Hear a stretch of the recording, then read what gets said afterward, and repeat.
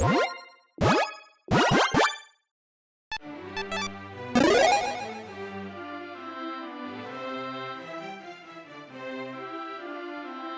and welcome for the moment that you've all been waiting for, the greatest award ceremony of all time with the longest name. That's right, we've got the Golden Pig Awards of Commander Legends Battle for Baldur's Gate. Yeah, that is quite the name. Oh, and actually, Battle for Baldur's Gate and including the pre-cons as well, just in case that needed clarification. Throughout spoiler season, commanders have been competing for this prestigious award, and of course the winner of this award will receive none other than the Golden Pig Trophy, of course, which of course is also made, of 100% pure gold. Definitely. Not, just bought off of Amazon or whatnot. This award will of course be cherished and displayed by the winner forever. Now just a quick note before we start with the runners-up. These picks are 100% based off of my own opinions. I'm selecting my favorite commanders in this set in the pre-cons, and your picks might differ, and that's okay. And again, these picks are based off of which commanders are my favorite, not which are most powerful. That is going to be a completely separate episode where I break down the commanders in tier rankings. So yeah, make sure and look out for that episode as well sometime in the near future. But now, of course, with all that said, let's jump into the Golden Pig Awards.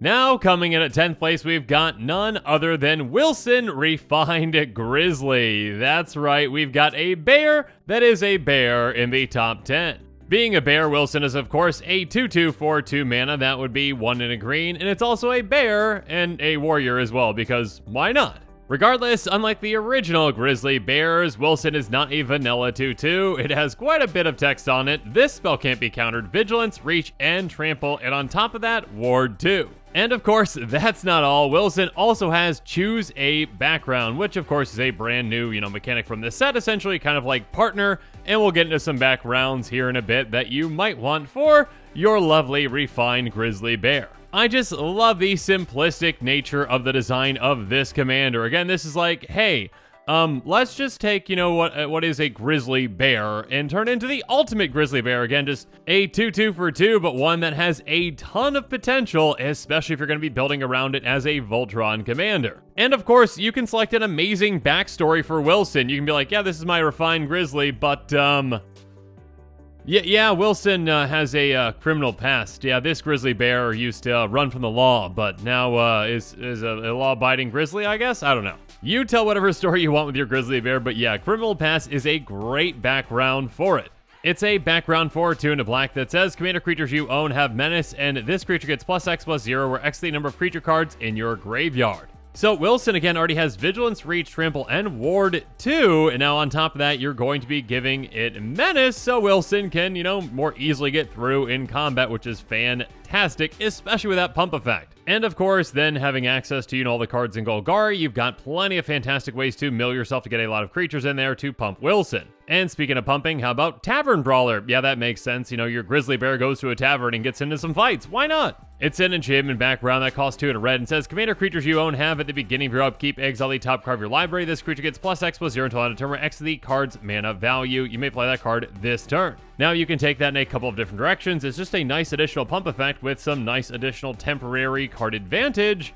Or, you might even find some ways to maybe set the top of your library with some massive things. I mean, just picture, the beginning of your upkeep, exiling the top card of your library, and it's Draco because you set it there, and that's, 16 mana value? So, yeah, have fun swinging at your opponents for a ton of damage. And of course, Selesnya is another great option for a color identity for Wilson, and yeah, Flaming Fist is a great background for that. It says commander creatures you own have whenever this creature attacks, it gains double strike until end of turn. So suit Wilson up and swing out and dish out double the damage, and yeah, Wilson can easily become a 2-shot KO and maybe even a 1-shot KO with this. Regardless, these are just some of the fantastic background options for this refined bear. And yeah, if Voltron is the direction that you're going, of course, there's plenty of fantastic ways to make Wilson hit even harder. I mean, Blackblade Reforged, of course, is a great one. Equipped creature gets +1/+1 for each land you control, and yeah, you are in green just inherently with Wilson, so you got plenty of ways to land ramp and get even more lands into play to pump Wilson a ton. You're also going to want to consider getting Wilson even more keywords, because Wilson didn't have enough already. So yeah, Basilisk Collar is a fantastic one, giving Death Touch and Lifelink. Lifelink is obviously nice just to be able to pad your life total, but Death Touch is incredible with Wilson because, again, Wilson has Trample inherently. So because of that, then you just have to assign 1 point of combat damage to your opponent's blockers to take them out, while also being able to trample damage through. And of course, if you're considering Death Touch, also make sure you're considering, First Strike, and obviously, like I said earlier, Double Strike as well to help with that. Regardless, yeah, I mean, there's plenty of fantastic pieces of equipment, plenty of ways to pump Wilson. Belt of Giant Strength is another great one. Equipped creature has base power and toughness 10/10. Now this usually has equip cost of 10, but it's going to cost X less to activate, where X is the power of the creature targets. Obviously, if you have some other ways to pump Wilson first, it's going to be quite a bit cheaper. I mean, you can basically equip this for nothing at a certain point. And then, yeah, you've got your 10/10 refined Grizzly Bear that also, has Vigilance, Reach, Trample, Ward 2, and whatever other benefits you have. Again, with that Double Strike with Flaming Fist, that is going to be a one-shot KO pretty easily. Or, okay, at least I should specify with, one more little pump effect. You know what I mean. Regardless, yeah, Wilson is a very refined Grizzly and definitely deserves to be in the top 10.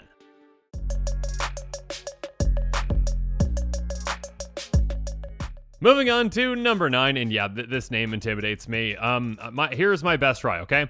Raga Draga Gorgut's Boss, okay? We're going with that. Regardless, Mr. Pig is a 4/4 human boar that costs 2 red-green. Yeah, we're referencing Pumbaa here from the Lion King just to make it easier. Anyways, Mr. Pig says each creature you control with a mana ability gets +2/+2. Whenever a creature you control with a mana ability attacks, untap it, and whenever you cast a spell, if at least 7 mana was spent to cast it, untap target creature gets +7/+7 and gains trample until end of turn. So Mr. Pig is all about dorks, because now all of your mana dorks get pumped +2/+2, which is a fantastic anthem again for a commander that really only costs, 4 mana? That's decently low to the ground for a +2/+2 for, well, could be all your creatures depending on how you build the deck. On top of that, Mr. Pig also gives your mana dorks pseudo-vigilance, because if you attack with them, they automatically untap. And of course, there are ways to take even more advantage of this, but yeah, at the very least, you can still utilize your mana dorks for attacking and also for, producing mana. But the main reason that I personally like this commander is because of that last part, which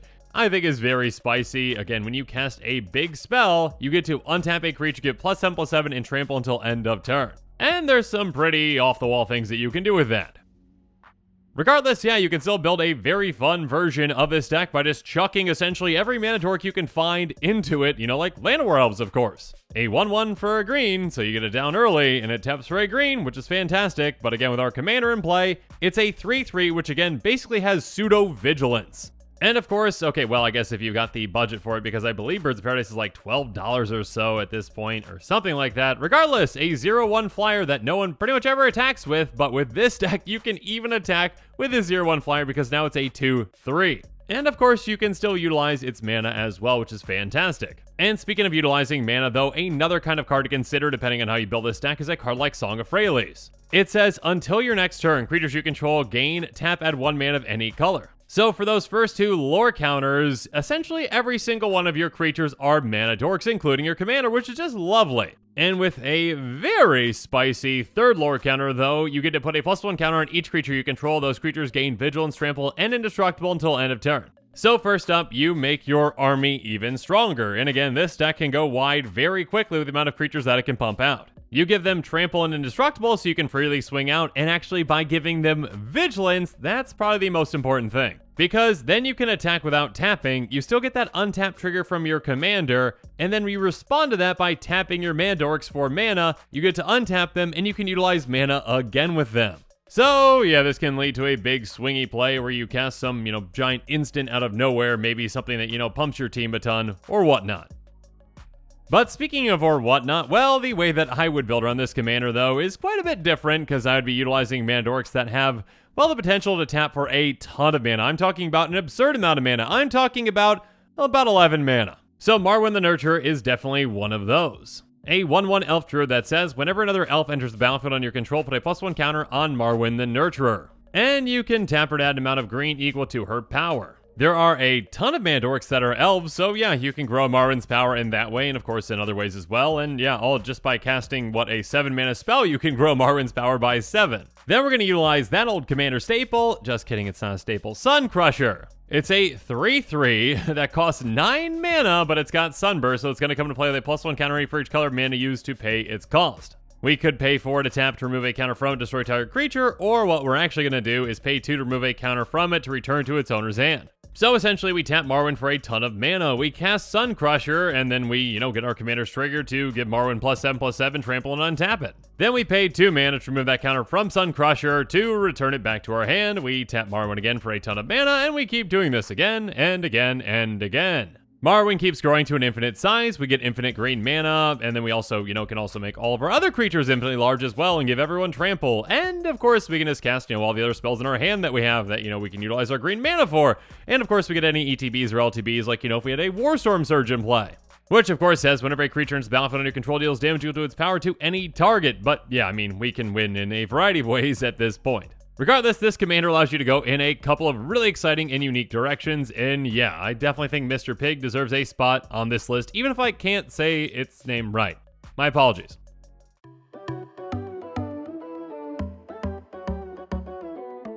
But now let's move on to number 8, and let's keep mispronouncing names, because here we go. Best guess. Johnerenicus, Shattered One. Yeah, there's some tough names in this set, but I think I got that one right. Maybe not. Anyways, a 3/3 health wizard for 2 blue and a black. It has, at the beginning of your end step, target opponent gains control of up to 1 target creature you control.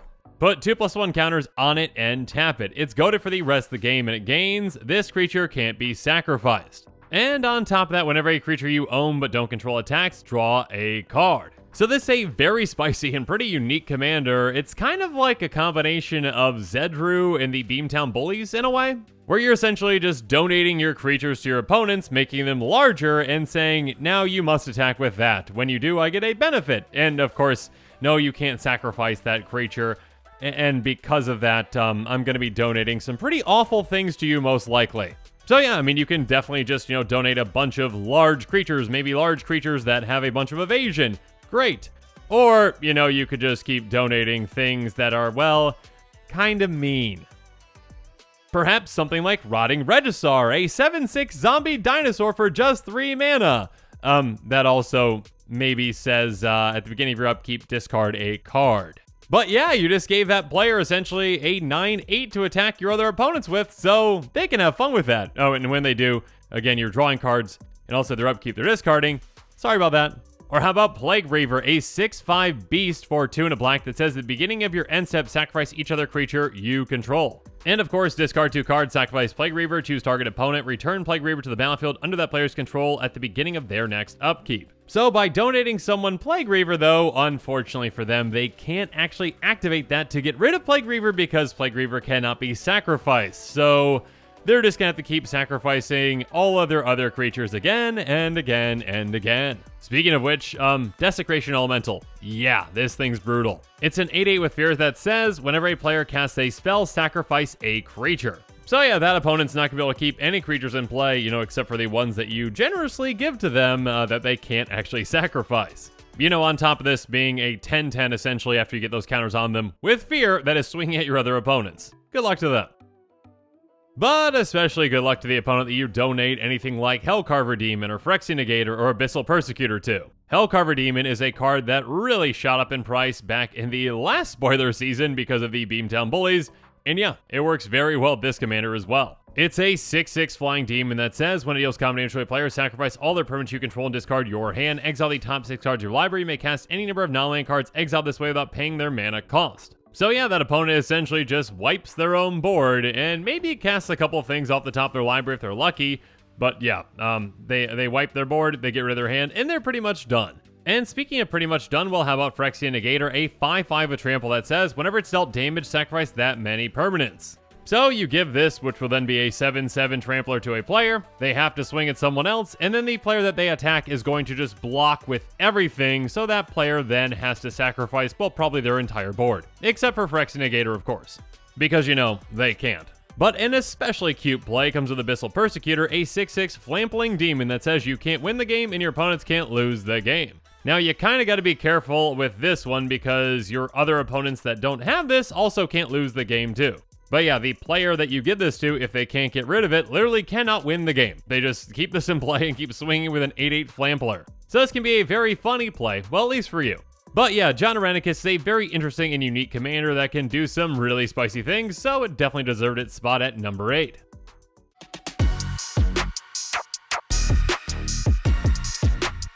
But now it's time to move on to number 7, though, with the Council of 4.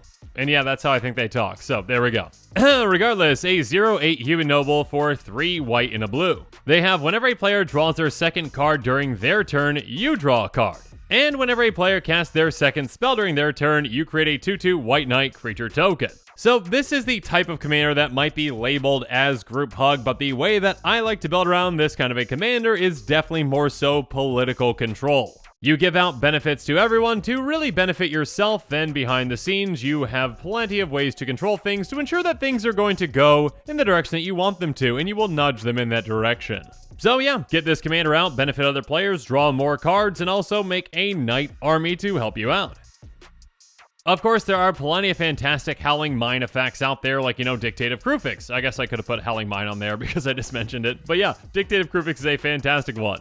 It has flash, and it says, beginning of each player's draw step, that player draws an additional card. So obviously, on top of that player's just regular draw, this essentially forces everyone to draw an extra card, which means that you then are getting even more cards. Because with just this in play, with each trip around the table, every single player draws an extra card, including yourself, so that's 2 cards for you, plus all their secondary cards that they draw, and you get to draw 1 for each. So again, assuming 3 opponents, you are drawing 5 cards with each trip around the table, just because of this in combination with your commander. So yeah, obviously that can be quite powerful.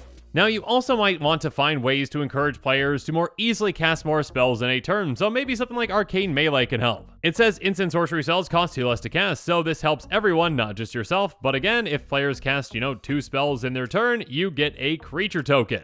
So another card that might help is one that actually just helps with all spells with Helm of Awakening, which makes everyone's spells cost 1 less to cast no matter what kind of a spell it is. And of course, obviously, these just allow you to cast more spells yourself, so yeah, you've got access to more options, again with all that card draw, so you're gonna have plenty of ways to control things.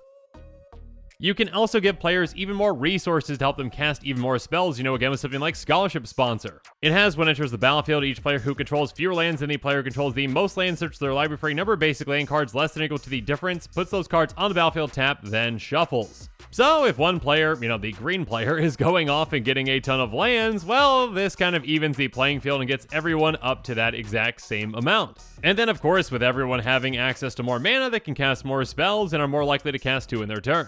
And obviously in these colors, you've got access to some fantastic Anthem effects like, Intangible Virtue, so you can make those knights even deadlier, giving them +1/+1 and Vigilance. Or, again, since you are helping your opponents, cast a bunch of things, and they probably have some pretty massive armies, maybe you can use something like Reigns of Power. It says untap all creatures you control and all creatures target opponent controls. You and that opponent each gain control of all creatures the other controls until end of turn. Those creatures gain haste until end of turn. So at a certain point, maybe you're like, you know what? Here, you can take this knight army. You can have them, okay? You don't get my anthems, obviously, with that. But I will, I'll take your army, and then I'm going to swing at you with them. Okay. So yeah, of course, there are definitely multiple avenues to victory. I mean, Approach the Second Sun, that's definitely one as well you can get to pretty quickly. But yeah, the Council of 4 seems like a very interesting and unique commander, and again, one that might appear to be group hug at first, but you can definitely build this in a very political control kind of way. So congrats on your spot at number 7.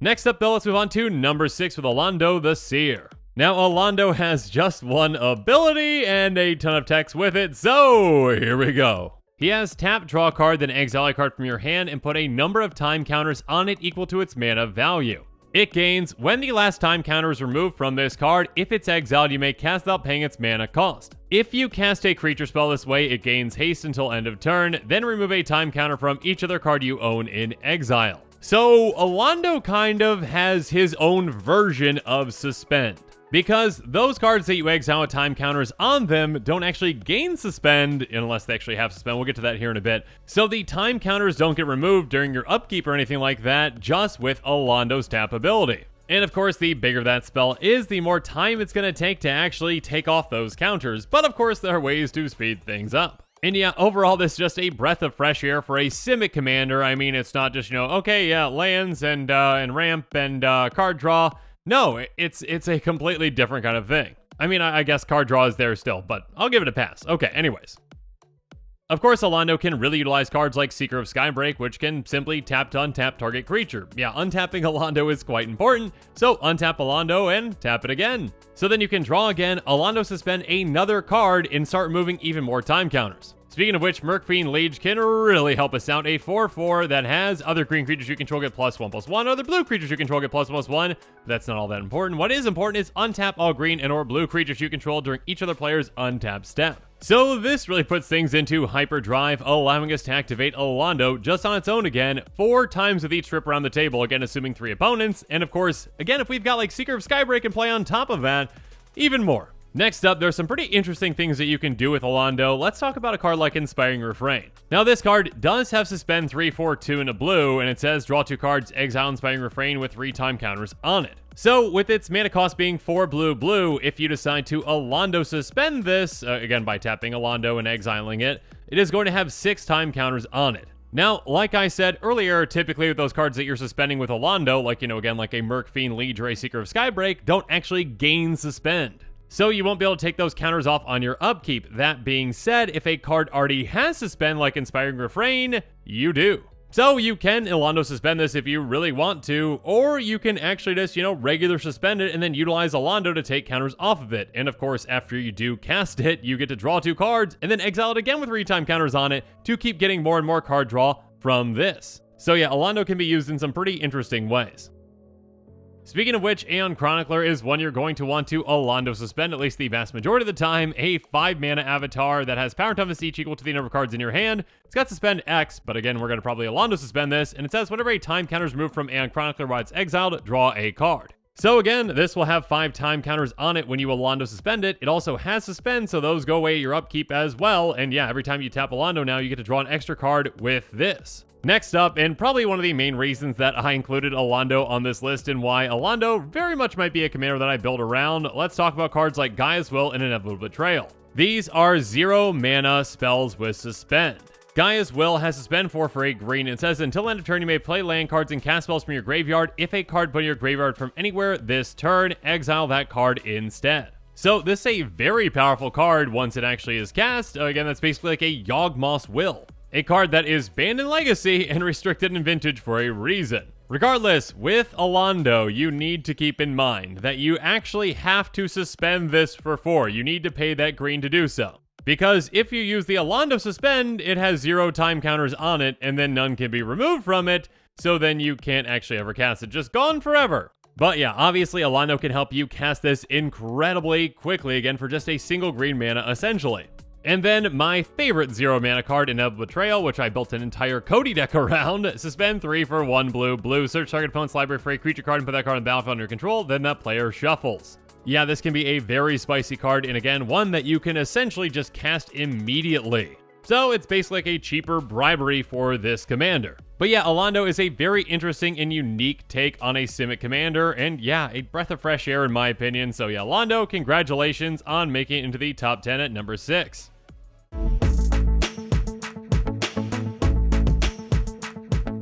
But now let's move on to number 5 with another name I'm probably going to mispronounce, Diona the Invoker Adept. She is a 4/4 human wizard with haste that costs 1 blue, red, white, and you may activate abilities of other creatures you control as though those creatures had haste. On top of that, tap when you next activate an ability this turn by spending 4 more mana to activate it, copy that ability, you may choose targets for the copy. So this commander is all about supercharging massive activated abilities. And there are some pretty big abilities that are, well, some of my favorites, and this commander can definitely heavily utilize them and make the most of them. So yeah, she's a very interesting and unique commander, and one that I am very excited about. I mean, now I can really heavily utilize in a perfect way with this commander, one of my favorite off-the-wall cards in Magic with Chaos Wand. It has pay 4, tap, target opponent exiles cards in the top of their library until they exile an instant or sorcery card. You may cast that card without paying its mana cost, then put the exile cards that weren't cast this way in the bottom of that library in a random order.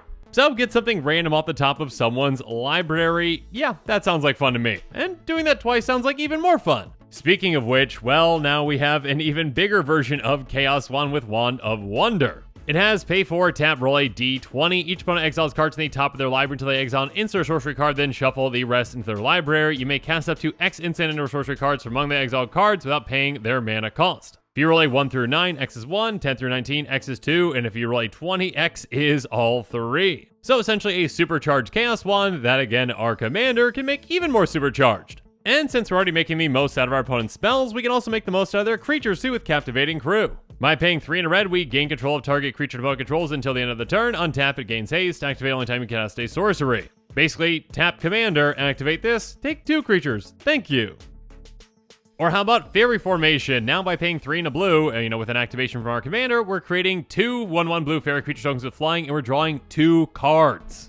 And speaking of drawing cards, how about Verity Circle? It says whenever a creature an opponent controls becomes tapped, if it isn't being declared as an attacker, you may draw a card. And by paying 4 in a blue, we can tap to our creature without flying. So for 5 mana, we can tap down 2 non-flyers and draw 2 cards. This can be a great way to control the board, and of course, to keep our hand full.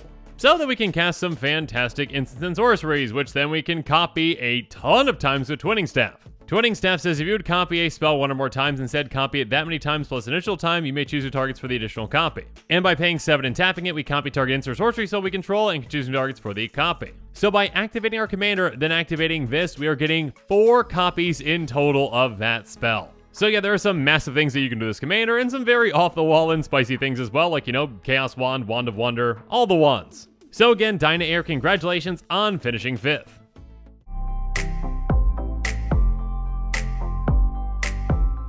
Moving on though, next up we've got Khadira, Caller of the Small. Khadira is a 3/3 Orc Ranger with trample that costs 1 green white. She has, when she deals combat damage to a player, for each token you control, create a 1/1 white rabbit creature token. Okay, so this one made it to number 4 for a multitude of reasons. Number 1, and this might be an unfair advantage, but Khadira is very much like my D&D character. Yeah, I'm a Swarm Keeper Ranger half-orc that also utilizes rodents, so pretty close. Regardless, even without that connection, Khadira is quite spicy. Again, whenever you hit an opponent, for every one of your tokens, it doesn't matter what kind of tokens they are, you are getting a cute little adorable rabbit, and yeah, I might just build around this commander, again, because of, the D&D connection, but also because, well, now I get to draw cute little rabbit tokens. And of course, the direction I would probably go is like, the Monty Python rabbit as well. Or maybe I just throw one of those Monty Python rabbits in there too from Holy Grail. Regardless, yeah, because you can just count all tokens, you can do some pretty exciting things. I mean, first up, obviously, yeah, creature tokens help as well, so repeatable effects like Awakening Zone can be great. At the beginning of your upkeep, you may create a 0/1 colorless Eldrazi spawn creature token and sacrifice this creature, add colorless. So just keep getting more and more creatures into play with this, and you can keep just getting more and more tokens doubled when you hit with your commander. And of course, you can also take advantage of your opponent's creatures as well with something like Call the Coppercoats. It has Strive for a 1 and a white, and it says choose any number of target opponents, create X 1/1 white human soldier creature tokens, or X the number of creatures those opponents control. So this can make you a massive army out of nowhere, which again, you can just double up with your commander. But again, like I mentioned, your commander does not specify creature tokens. So yeah, search the premises, that can work as well. Whenever a creature attacks you or a planeswalker you control, investigate. So you're going to make a clue token for each one of those creatures that attacks you. So if your opponents do decide to attack you, you're going to get a lot of clue tokens. And again, that translates to even more rabbit tokens every single time you hit with your commander. Also keep in mind, our commander also counts food, treasures, etc, etc, etc. But yeah, of course, we can also utilize ways to ensure that we can get our commander through with, something as simple as a Rogue's Passage. Pay 4, tap, target creature can't be blocked this turn.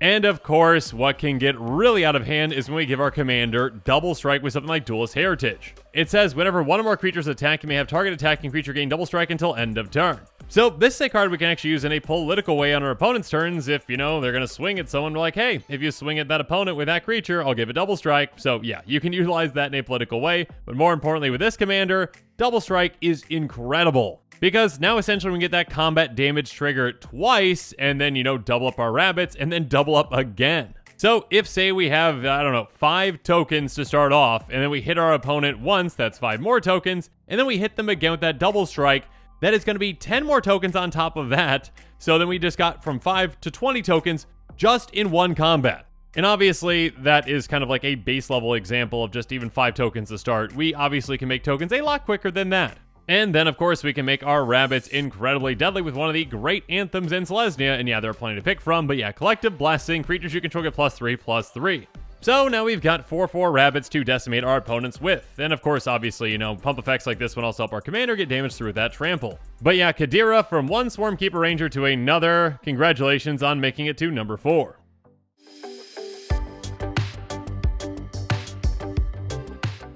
But now let's move on to number 3 with what might have the weirdest name for this entire set with Glunch the Bestower. Glunch is a 0/5 jellyfish with flying that costs 1 green white. It has at the beginning of your end step, choose a player. They put 2/1 counters on a creature they control. Choose a second player to draw a card, then choose a third player to create 2 treasure tokens. So this is one of those kinds of commanders, again, that might seem like it's group hug, but again, the way that at least I would play it and the way that I would build it would be a bit more salty than that. It would definitely be political control. Because although Glunch is giving things out, well, you can just leave out a player. In fact, you have to leave out a player if you've got all 4 players still in the game. And of course, you can be very obnoxious when you're giving out your gifts. You can go, okay, yeah, you can get some counters on your creature. You can get to draw a card, and oh, I'm gonna get the treasure tokens, and oh, I'm so sorry, Billy. Billy, I don't have anything left to give you. I'm sorry, if you just make some deals with me, maybe you'd have something from me. So yeah, with this commander, you can definitely wheel and deal and pit players against each other and just have a really good time. I mean, what's Commander about except for pitting other players against each other, right? So of course, you can make that player even saltier that you're leaving out with something like Shronic Resonator. It has pay 2, tap, copy target, triggered ability you control. You may choose targets for the copy. So yeah, when you're going to dish out your gifts, you can be like, oh wait, let's do that a second time. Okay, yeah, everyone gets exactly what they are gonna get. And then I'll do it again, and oh, Billy, I'm so sorry. Neither of these times did I have anything for you. Maybe if you'd make a deal with me, you'd get some things. So yeah, that sounds like fun. At least for me. Anyways, Fangren Marauder is another card that can really benefit from this, no matter who you're giving those treasures to. It says, whenever an artifact is put into a graveyard from the battlefield, you may gain 5 life. So again, you are giving out 2 treasures, and if those treasures are utilized, they are hitting the graveyard. Tokens do technically hit graveyards. Yes, I've had that question before in the comments. So yeah, that's 10 life essentially that you are gaining from every single time you're giving out treasures and they're being used. And if you are giving out those treasures to an opponent, well, Viridian Revel can really help you out as well. It says whenever an artifact is put in an opponent's graveyard from the battlefield, you may draw a card. So they might get some nice temporary ramp with those treasures, but you are getting a ton of card advantage. And yeah, unfortunately, with all the treasure things that have been coming out in the last set and this one, well, this price went up, I think, from like less than $1 to over $4. So hopefully we get a reprint of this one sometime in the near future. Anyways, while we're at it, Wizards, please reprint Meekstone. Anyways, Meekstone says creatures with power 3 or greater don't untap than their controller's untap steps. So with this one now, it can kind of be a curse that you are giving the player, the ability to put counters on their creature because, well, they have to do it. Now they get to pick the creature, but again, if you're getting that creature's power above 3, that creature now cannot untap. So it's, again, a blessing and a curse. And you can also incentivize your opponents not to attack, well, at least not to attack you with Ghostly Prison. It says creatures can't attack you unless the controller pays 2 for each creature they control that's attacking you. So of course, there are ways to benefit from treasures, ways to benefit from giving out those counters, and ways to benefit from giving out that card draw as well as something like Mind's Eye. It says whenever an opponent draws a card, you may pay 1. If you do, draw a card. So yeah, now that player gets to draw a card, and so do you. Overall though, yeah, Glunch is a very interesting commander, not just in name, but yeah, this is definitely the kind of commander that I think can be built in a very interesting way and can lead to some very, very unique games. So Glunch, congratulations for making it to number 3.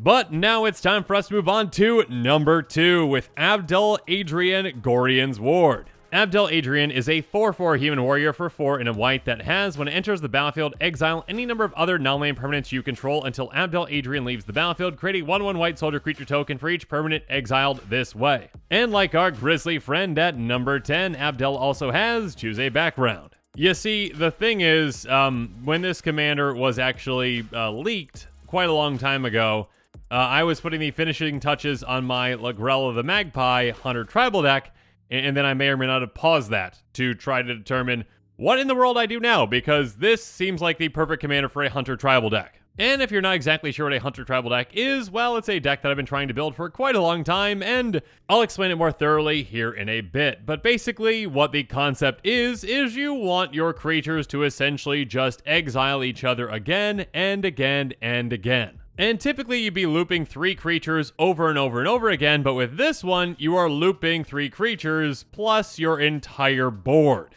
Because Abdel Adrian allows you to exile any number of other non-land permanents, not even just creatures, other non-land permanents you control. And then those come back when Abdel leaves the battlefield, and of course, on top of all that, you get a 1/1 white soldier creature token for every single one of those permanents that you exiled. So when you've got your Hunter loop going with Abdel in it, you are exiling any number of those non-land permanents again and again and again, an infinite number of times, as many times as you want, to get all their ETBs as many times as you want, and you get an infinite number of 1/1 white soldier creature tokens. And of course, on top of all this again, you get to choose a background so you can pick the perfect color combination for this commander, and the perfect effect as well. Now there are a lot of great options, and one color identity that you might select is Orzhov with Agent of the Iron Throne. It says commander creatures you own have, whenever an artifact or a creature you control is put into a graveyard from the battlefield, each opponent loses 1 life. So again, if you can get that loop going and you can make an infinite number of soldiers, well, yeah, you just need a sacrifice outlet and you win. Of course, another direction you could go if you really dislike the effect and you don't really care about getting an extra color is with Inspiring Leader. It says commander creatures you own have, creature tokens you control get +2/+2. Now obviously this would be less in the direction of going infinite because again, infinite 1/1s versus infinite 3/3s, really not all that much of a difference. But yeah, definitely a direction you can take. But the direction that I am 99% sure I'm gonna take though is with Candlekeep Sage. It says commander creatures you own have, when this creature enters or leaves the battlefield, draw a card. Now, keep in mind that is not a may, but obviously, if you're drawing essentially your entire deck once you're in your Hunter loop, there are plenty of ways to actually stop this. I mean, just get rid of Candlekeep Sage, and then you're going to be fine, right? And of course, there are plenty of ways to win with this, and yeah, I mean, that's probably the direction I'm going to go, because blue is a great color for this commander to have in addition to white. But yeah, I should probably have brought up the namesake card of the Hunter Tribal deck, which is Fiend Hunter. That's why it's called Hunter Tribal. Anyways, Fiend Hunter has, when it enters the battlefield, exile another target creature. When it leaves the battlefield, return the exiled card to the battlefield under its owner's control. So again, if you've got a Fiend Hunter and then another kind of Hunter and then your commander, you can essentially just keep looping them again and again and again an infinite number of times, because you exile one, which then, stays exiled until the other one leaves. Then the other one leaves because you exile that one, until that one leaves, etc., etc., etc. And of course, with access to blue, you've got fantastic clone effects, which, might not help with your commander, but they do help with, other hunters like Fiend Hunter. And of course, once you're in the loop, you can win in a multitude of ways. I mean, one of those is with Radiant Solar, a 3/6 angel that has, whenever it or another non-token creature enters the battlefield under your control, venture into the dungeon. So you can essentially just venture an infinite number of times. Well, okay, it's not technically infinite, but yeah, there are plenty of ways to win when you are just going through it as many times as you can. But yeah, with this set, I did not expect to see a potentially even better Hunter Tribal commander than Lagrell the Magpie. So yeah, there is a reason why Abdel Adrian has finished at second.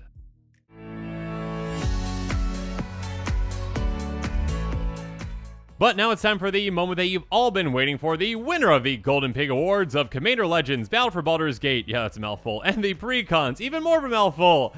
Regardless, finishing at number 1, we have Mazzy, True Sword Paladin. Mazzy is a 3/4 halfling knight that costs 1 red, green, white, and she has, whenever an enchanted creature attacks one of your opponents, it gets +2/+0 and gains trample until end of turn. But more importantly, whenever an aura you control is put in your graveyard from the battlefield, exile it until the end of your next turn, you may cast that card. Or, oh, okay, maybe I shouldn't say more importantly, because there are definitely players out there that are going to build around that first part, and that is a very exciting part, but the part that I'm really excited about is that second part. Regardless, just encouraging your opponents to be able to attack other opponents and gain an advantage for doing so, if you happen to enchant one of their creatures with an aura, or if they just happen to have auras enchanting their creatures already, that's great.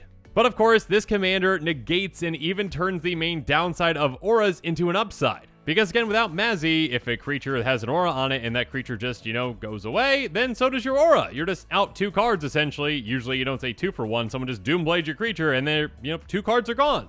But with Mazzy, you are getting that aura back right away. And of course, you can cast it until the end of your next turn, which is quite incredible that, again, you have until the end of your next turn, number 1, and also you can just cast the card again right away at that instant. There is no delay on it. So there are some pretty spicy, unique, and powerful things that you can do with this commander. And I absolutely love commanders that can utilize cards that are otherwise essentially unplayable in Commander.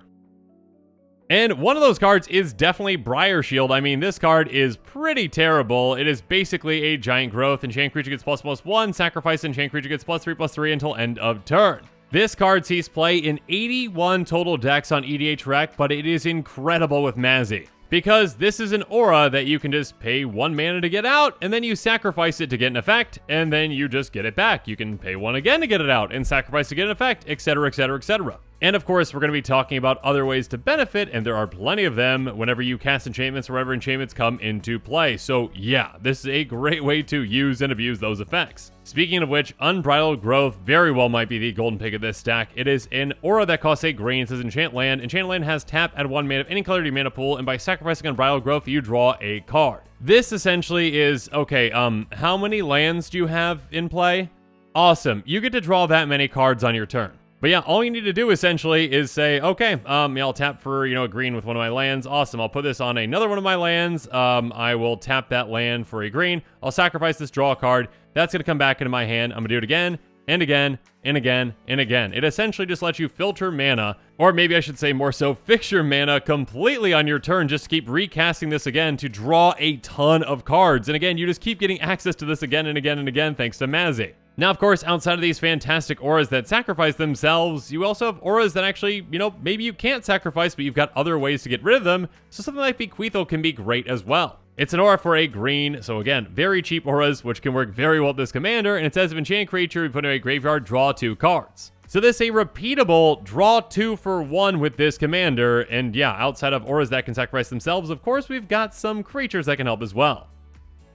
Like Sakura Tri-Baldur, better known as Steve. A 1/1 snake shaman that has sacrifice Sakura Tri-Baldur, search your library, basically incorporate that card on the battlefield, tap, then shuffle your library. So again, even if we're utilizing in those cheap auras that actually can't sacrifice themselves, we can put them on a creature that we can sacrifice so we can get them right back thanks to Mazzy. And yeah, with an aura like Bequeathal, that is a ton of value. Speaking of which, of course, enchantresses like Mason Enchantress can provide an absurd amount of value. Whenever you cast an enchantment spell, you may draw a card. These are going to be incredible engines for this stack where you just keep casting aura after aura after aura again and again and again to draw even more cards. Again, whether that's the aura that's drawing as the card, or again the enchantress, or both. And of course, simply by casting those tiny auras again and again and again, we can also make a massive army with Sigil the Empty Throne. It says whenever you cast an enchantment spell, create a 4/4 white angel creature token with flying. So again, for those 3 auras that I just mentioned, again, they were 1 mana apiece, and for every single one of them that you cast, you are getting a 4/4 angel, and of course you can just keep casting them again and again and again with a deck like this. So yeah, again, Mazzy, I absolutely love commanders that can utilize cards that are otherwise worthless in Magic, and again,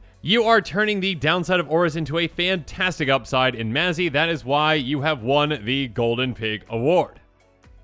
So congratulations, Mazzy. Make sure you're looking out for that Golden Pig trophy in the mail. Of course, I know that you will cherish it and display it forever. Again, a big thank you to all the commanders out there that competed for this prestigious award. Unfortunately, there could only be one winner, but luckily, or should I say unluckily, for the commanders not mentioned in this episode, there is still one more award that is up for grabs. So make sure on the lookout for the next award ceremony with the Golden Toilet of Commander Legends, Battle for Baldur's Gate, and the Baldur's Gate Precons. Who will win this other not-so-prestigious award? Well, tune in to find out. And of course, I hope that you enjoyed this episode, and as always, thanks again, and have a good one. This show and episodes like this one are possible thanks to viewers like you. If you're looking for an easy way to help support this show, make sure that you like, share, and subscribe. Also, hit that bell notification icon so you don't miss any new episodes. You can also go check out our playmats and other merchandise at thecommandersquarters.com. We also have a ton of brand new t-shirt designs in stock, so make sure you check out those as well. Another easy way to support this show is with our TCG Player affiliate links. So whether you're buying a deck or individual cards, you can use this general link right here or one in the description. And the final way that you can support this show is by supporting us directly by becoming a patron. There are many benefits to being a patron, and I truly couldn't do this without all of their support.